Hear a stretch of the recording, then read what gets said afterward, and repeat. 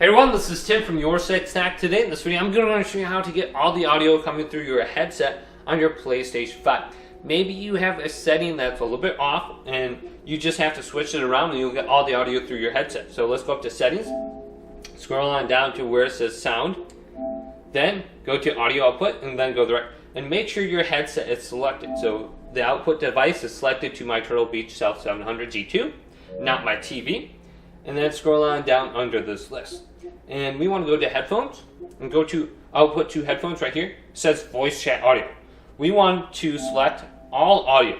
And you'll notice that the audio will cut up on my TV and all the audio now will be in my headset. So just switch this around, you should be good to go. Hopefully this video did indeed help you out. If it did, leave it a big thumbs up and subscribe to my channel down below for more tech up videos coming up next on YourSixTech.